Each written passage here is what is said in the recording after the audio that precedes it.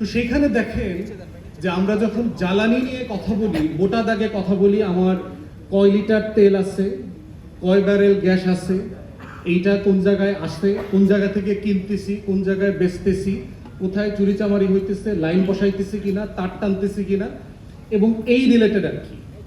কিন্তু এটার একটা বিগার কোশ্চেন দেখেন, আপনারা নোটিস করেছেন কিনা যে এই বছর জানুয়ারি মাসে বার্লিন ইলেকট্রিসিটিতে একটা আর্সন অ্যাটাক হয়েছে। জার্মানির সরকার ধারণা করছে ইটস এ স্যাবোটাজ। আমার মনে আছে আমরা তখন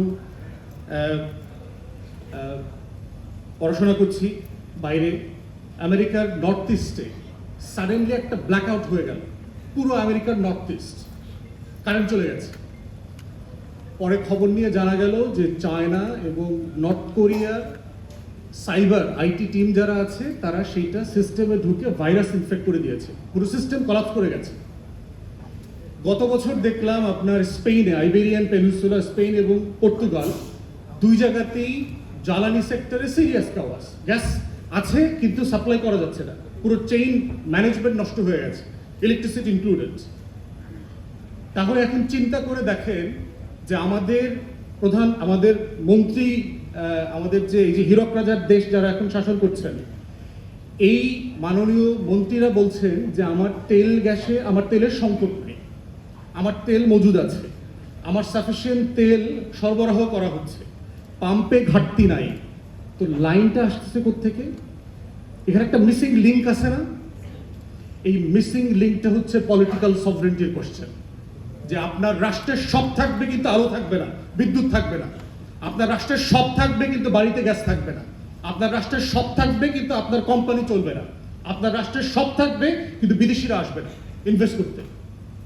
এই যে সভরেন্টির কোশ্চেন আকারে এনার্জিকে ডিল করা, that hasn't been seen by the nation for the last 5 decades।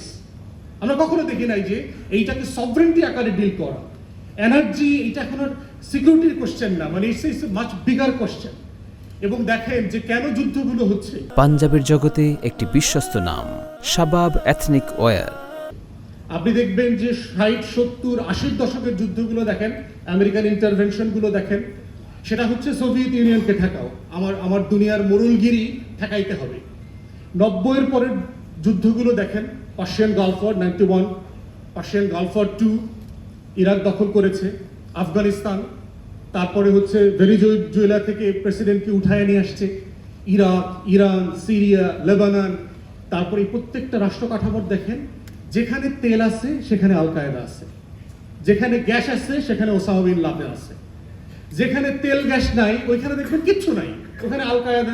বুঝেন, এই দালানটাকে যদি আপনি এক্সপ্লেইন করতে চান, ইন্টারপ্রেট করতে চান, that have to go to the pillars.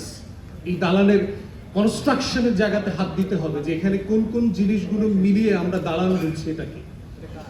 ঠিক ইকুয়ালি সভরেন্টি যেহেতু একটা মেটাফিজিক্যাল জায়গা, যেটা আপনি ফিজিক্স দিয়ে মানে ধরে বুঝাইতে পারবেন না, তো সেই জায়গাতে হচ্ছে যে আমাদের রাজনৈতিক কর্মী এবং নতুন জেনারেশনের যারা রেভলিউশনারিজ আছেন, তাদের এটা বোঝা দরকার যে how the political sovereignty translates into the statecraft and the governance.